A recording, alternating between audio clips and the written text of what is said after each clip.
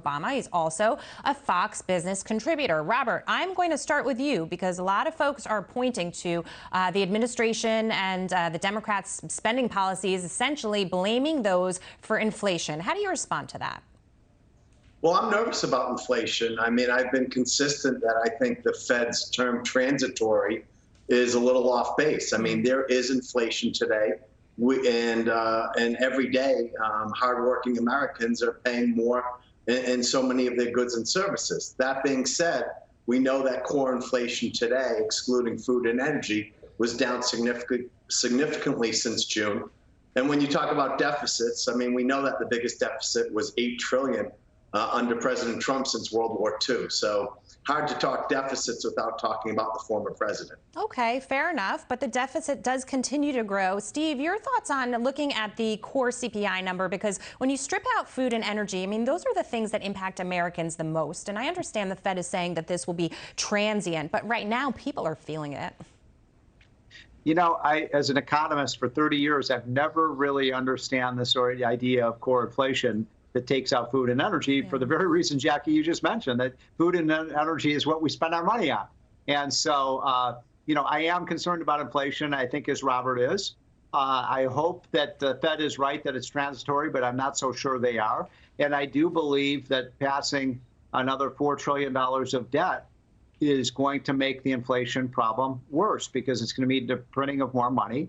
Now, where I disagree a little bit with Robert, maybe a lot with Robert, is, you know, we had a crisis last year of COVID, and, you know, it's appropriate when you have a national emergency where there's a war or a pandemic or a financial crisis to spend money to solve the problem. What's different now is that we're in a recovery, we're in a full-scale recovery, and yet I don't understand, Robert, why we need to spend $4 trillion when the economy is doing just fine without it. Yeah, I'll let you respond to that. Great. Well, first of all, I'm glad to say Steve saying we're in a full-blown recovery under President Biden. That's great to hear. What I would say is, listen, Steve and I have been on the same page that we need an infrastructure policy. We've been working on that for over 2 decades. Just to be clear, President Trump's $1.5 trillion infrastructure policy was only having 5% paid for. This is $550 billion of infrastructure, which is bipartisan, and a bunch will be paid for, and we can debate what's paid for or not. The second thing is, whether we like it or not, there is a Democrat House, Democratic Senate, Democratic president. Just like when the tax bill passed with reconciliation, we are going to have some things passed with reconciliation. And I'm supportive of the CARES Act with respect to elder care, child care, and prescription drugs. But I'm not supportive of $3.5 trillion. Just to be clear, I think it should be closer to 2. Closer to 2. Okay, Steve, I don't know. Some people would say you got your infrastructure plus in your $1.2 trillion. We really shouldn't have any additional spending. Your thoughts?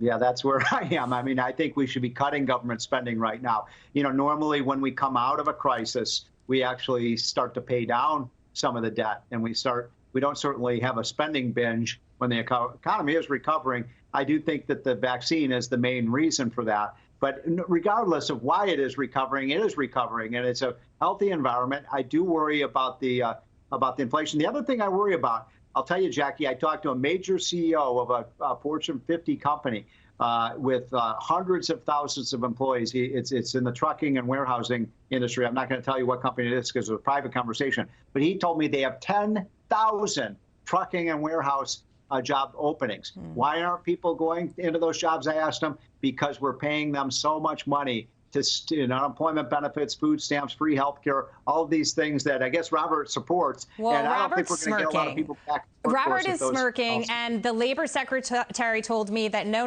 that has nothing to do with what's happening here, that benefits are not having any impact on the workforce. Robert, how do you respond to that? Because we certainly have evidence and anecdotally have been hearing from many business owners that they cannot hire right now because folks say it's more profitable for me to stay home. Yeah, no, listen, I get that there's a supply and demand mismatch. I'm active in 35 companies, and we're struggling hiring. I think where Steve's wrong and where your evidence is truly just anecdotal is that there's only 3.5 million people or less collecting the benefits. There's 8 million people that have been unemployed. The benefits only extend till September. No one is not taking a job. okay, if they're being paid right and they're getting the right benefits. It does not show that. The data does not show that. And by the way, red and blue states are struggling with the supply mismatch, even for those red states that withdrew the extension benefits. So the facts don't add up. So it is just anecdotal. Well, it's interesting because I talked to Marty Walsh on Friday and I said, it was a good jobs number and we do see people going back, even though we have a long way to go still for a full recovery, Robert. But I asked him, I said, there have been states that have pulled back these benefits and they pulled them back early. Do you think that that contributed? And he said, oh, no, that definitely did not. That did not help. Robert? Well, the numbers don't show that actually people have stayed out of work because it's happening throughout the entire country.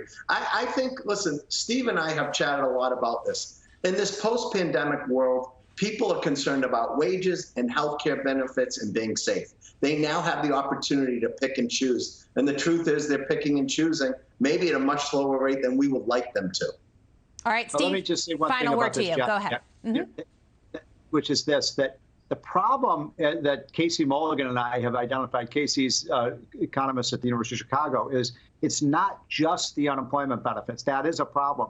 But we're giving out all of these free things, $300 a month payments per child.